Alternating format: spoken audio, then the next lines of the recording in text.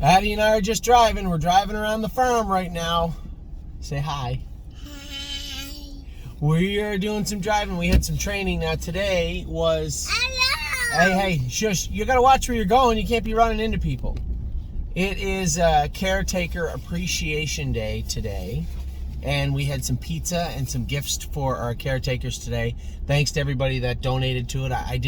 I'll be honest, I'm a little embarrassed. I didn't know that the fund was still going. I didn't know what day it was. It just happened. It was on this day. Kelly, as usual, did a great job taking care of our caretakers. And I was surprised how many of you had put in money. And in fact, there were some people that put in quite a bit of money. So people that didn't really have to. And Kelly had mentioned that Jeff Carell had actually sent some money for our caretakers, even though he only owns a very small percentage of a few horses here. It was very kind of him also. So a great day here. Hey, are you driving or what are you doing? We're just going to run into things? Come on. I know you're too, but you got to be a little more responsible when you're behind the wheel. Come on. So we are, as I said, we're here at the farm. We're going to be leaving in a minute. Addie Bear and I are going to be leaving in a minute in Amy's vehicle because that's where the baby seat is. What? Yeah, we're leaving in the other vehicle. So I did want to talk to everybody about a number of things. Man, oh man. Oh man, eh? That's Mommy's car, yeah. Shh. Hey, look, I'm doing a video, so you gotta keep it quiet for a minute. Shh. Hey, don't open the door. I'm doing a video. You can't get out. You have to wait, and don't open the door. That's dangerous. I want to talk to everybody about what took place last night. Obviously, the last two nights, we were treated to a spectacular victory by Globetrotting. Hey, shh. Hey, I'm doing a video. You sit over there in silence. Pretend you're on a timeout. She doesn't know what a timeout is. So, okay, jump in the back if you want to jump in the back, but be careful. So we were treated to a spectacular race from Globetrotting 2 nights ago. She really, really looked impressive. And then last night going into the race, it was cold. I wasn't in the winner's circle. Obviously, I'm in Ontario. Ava had dance, and I took the other 2 kids to the park, and we actually watched, don't you open that door, we actually watched 3 Point Blue Chips race from the park in Guelph, and that was something else. You know, that mile, the way he did it, how strong he was for a horse in his 3rd lifetime start, not only strengthens my opinion of him, but it starts to open up a whole other ball of wax, a number of paths that he was eligible to, but that we were really just, they were in our, as I say sometimes, they were in our periphery sometimes. They were over there, we know they're there, but we weren't really pointed in that direction until last night. And I think it's probably realistic to start having some serious conversations about where 3 Point Blue Chip is likely going to race over the next 2 months. He's eligible to 2 major stake races left. The timing is right. He's sharp as attack and he's fresh. Those 2 races being the Breeders' Crown next month and the Valley Victory. The Valley Victory at, I think, shortly thereafter at the Meadowlands. So it was funny because one of our clients had messaged me last night and said, too bad he wasn't, ready earlier. And, for those of you, just to reiterate where we were with 3 Point Blue Chip, not only could he have been, but he was ready early physically. He was ready to qualify in June and July, but mentally he wasn't ready. And, we took our time. And this is indicative of the program that we have at thestable.ca. We don't train our horses by a calendar, not a certain time every week. We push the ones that we feel are ready to push, and we throttle back the ones that we just believe are not ready to be pushed. And that is the program that 3 Point Blue Chip fit into, right? And you guys can follow this. You guys know what I'm talking about. Go back and look at all the videos. I told you in July he'd been in 2-2 or 2-3. August, he was definitely in 2 minutes twice. He had schooled twice at Northfield Park. He had schooled twice at the Meadows, and was ready to go. But not quite. Mentally, he just needed a little more time. So we were able to give him that time. And I think that's, as I said, indicative of the program that we run here. And very proud of the way a number of the horses turned out this year. Very, very proud of the year that we've had. Most definitely the best year I've ever had in horse racing, considering where we started, right? Just take a minute to think of where 2021 started. It started with us here in Ontario lockdown, right? Shortly thereafter, the new year. It started with things looking very bleak. I didn't know what would happen. Not being able to get our 3-year-olds raced, not being able to get them schooled and trained at Mohawk. There was a lot of concerns. There was a lot of concerns floating around the stable.ca for a number of reasons. And I was just so lucky that things turned out the way they did. Addie, you remember the Guckies? Yes. Addie, Ava, and Ollie were true champs when it came to the fact that we literally just up and moved like that to a new country, to a new town, and the way they settled in and allowed me and my wife to settle in also and do our job, then getting the horses properly ready, schooled, qualified, raced in their prospective jurisdictions. It wasn't just Ohio we did good in. Taiwan was fantastic in Pennsylvania. This colt here obviously is going to make another run to New Jersey. That's where the Breeders' Crown is this year. I believe. Still a couple of more steps before we start getting too concerned, but it looks like he's on that path now anyway.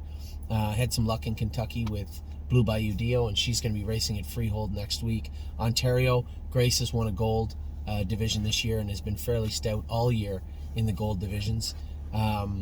Renegade Gypsy was good. Century Invictus, I trained him this morning at the track. He was fantastic this year. We're all getting to learn a little bit, right? When I talk about why we sell our horses, you don't have to look at me telling you why, not understand. If you just simply hit rewind on us, on the stable over the last 5 years, you'll see where we've made these policy changes and why we've made them. You can see that, right? You don't have to listen to me and try and have me explain it to you. Just simply go back and look at what did and did not work over the last 4 years or so. And that's how we got to here. That's how we got to where we're at. So, just very, very humbled by the outpouring of support from our clients. You're such a knob. It's upside down. You got to turn around. Yeah, like that. Exactly. There you go. Now you're styling it. It's been so humbling to be a part of everything that's gone on. To have everything take place the way it did. To have the luck we had in New York with Bomb Hugger. As I said, to have the luck we had with Taiwan, Slim Jimmy, Sweet Umby, all the horses in Ohio and Ontario. Just so lucky, and then have it capped off by our horses. Like Yes looks like he's well on his way to being a better form of Yes than he ever is. We were able to pick up a horse in High Gear No Fear who looks the part, who could be a Yes. To have Globetrotting race as spectacularly as she did the other night, and look at all the options we have with her on the board now that she shows she can do it a track like Yonkers. Man, it just couldn't be better than it is. And I was talking last night with a good friend. Very good. I was talking with a good friend last night, and they said, I remember when I first met you a few years ago. This is a client who's turned into a very good friend. I met you a few years ago, and you talked about baby steps, and you talked about building a barn in a proper way, in a measured way, so that it wasn't, hey, if you give me $2 million, we'll put great horses in the barn. But it was more or less, we'll go to the sales, we'll develop from the ground up, we'll buy horses, and now we're even getting further down to where we're breeding horses and bringing them along as babies. I saw Dewey Ann's colt today. Man, he looks fantastic. Everything is feeling great. And it's not like you just come out of the winner's circle and you're riding a high and you want to, you feel like King Kong. It's just when I look at the landscape in front of us for horse racing, for the stable.ca, for you, for me, for everyone, it looks fantastic. And I couldn't be prouder of how we got here and where we're at. So now that we got that out of the way, there's talk of obviously the sale in Lexington. There's a sale ongoing right now and on gate. I am bidding on 2 or 3 horses. Again, we have virtually 30 horses or so yearlings in our barn already. So we have On Gate, Winback, Sealster, Indiana, Lexington, Harrisburg. 7, hey, just hold on.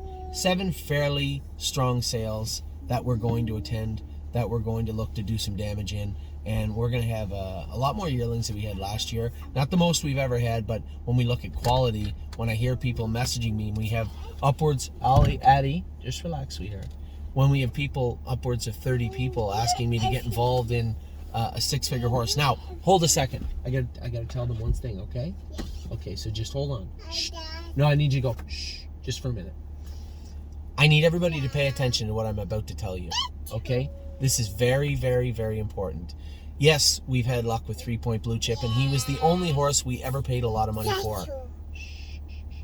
But just because we go out and buy a 3-Point Blue Chip doesn't mean he can't be a bust. Hey, I asked you. I'm trying to talk. Shh. Just shush for a minute, okay? Shush. I don't think she really understands that. So, hey, shh. I need you to not talk right now. And I'm beginning to see something emanating from the back. Do we have a little, do we have a number 2? Yeah. I think we had a number 2, eh? Yeah. I think your mommy might have known that was there too. When it comes to buying these horses, just because you have a horse like, hey sweetheart, shh, no. Just because you have a horse with great pedigree, just because you have a horse with great conformation, just because the horse trains down good and should be good, does not mean that it is. So for those of you out there seeing the luck we've had with 3-Point Blue Chip thus far, still a long way to go for a horse that we paid that much money for. And yes, it's a very exciting time to have a 3-Point Blue Chip, but please don't get involved. Look in a horse that could be a little more expensive just because you want to have a horse like 3-Point Blue Chip, because listen, we've spent a lot of money on a lot of horses that were no good, and their fields, barn areas, and probably Amish country is full of a lot of 6-figure horses. So I need you to pay very close attention to what I'm saying. Just because you say to yourself, I'm going to put the money I was going to spend on 2 or 3 or 4 horses and put it all towards this expensive horse. Hey, this expensive horse that Anthony might buy. I would caution you. Yes, hey, hold that for a second. I'm really just trying to distract you. And I think you, what about this? Can you show me one more time? So, please understand what I'm saying. You need to not go into an expensive horse with higher expectations, because you're only going to get your heart broke more times than not. So we're going to do the best we can to pick out another horse like him if we can, but the odds of doing that are not on our side, regardless of what we pay for the horse. So I need everybody to understand that going forward.